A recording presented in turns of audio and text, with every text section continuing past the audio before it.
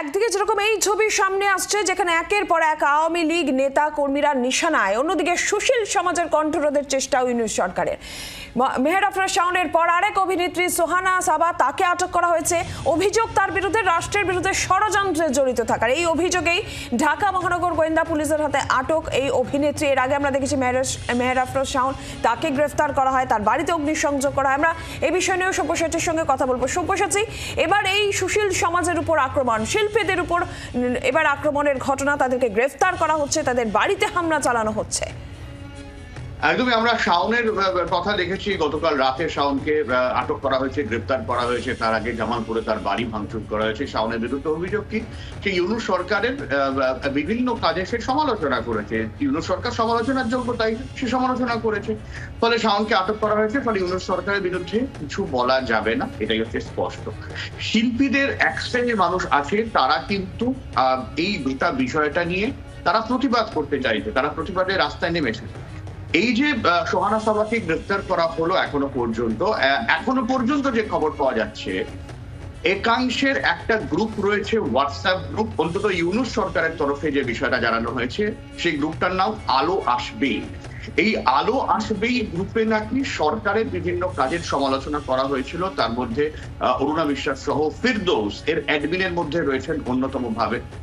এদের বিরুদ্ধে অভিযোগ, এরা বিভিন্ন সময় সরকারের কাজের সমালোচনা করেছে ওই গ্রুপে। এই আলো আসবেই গ্রুপের বিভিন্ন হোয়াটসঅ্যাপ চ্যাট স্ক্রিনশট ভাইরাল করা হয় এবং এই শিল্পী সমাজেরই একাংশ যারা এখন ইউনূসের দিকে ভিড়ে গিয়েছেন, তারাই কিন্তু এদের বিরুদ্ধে সুর চড়িয়ে তাদের নামে এই বিষয়টা কিন্তু স্ক্রিনশট ছেড়ে দিয়েছেন।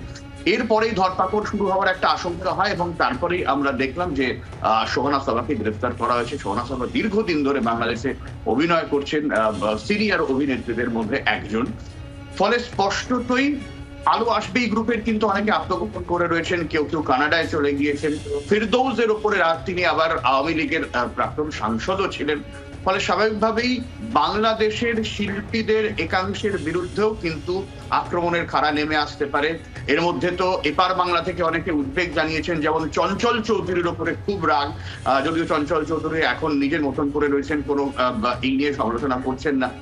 তাকেও কি গ্রেপ্তার হবে কিনা এরকম একটা আশঙ্কার কথাও অনেকে বলেছেন। ফলে খুব স্বাভাবিকভাবেই শিল্পীদের একাংশ, যারা সরকারের সমালোচক, যারা আওয়ামী লীগ পন্থী ছিলেন, প্রত্যেকের ওপরে এই রাষ্ট্রদ্রোহিতার খাড়া নেমে আসতে পারে।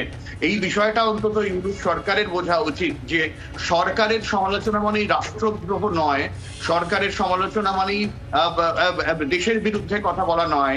ইউনূস সরকার দেশকে রিপ্রেজেন্ট করেন না, বাংলাদেশকে রিপ্রেজেন্ট করেন না। তারা বাংলাদেশ নামক যে রাষ্ট্রটি গড়ে উঠেছিল, যে রাষ্ট্র পরিচয়, সেই রাষ্ট্র পরিচয়টাকেই বদলাতে চান। ফলে সরাসরি ভাবে যদি আইন মানা হয়, যদি বাস্তব দেখা হয়, তাহলে ইউনূস সরকার দেশ বিরোধী।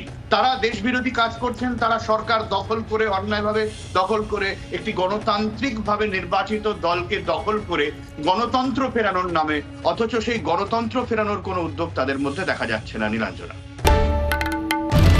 বাংলার আওয়াজ, বাঙালির আবেগ, জি 24 ঘন্টা।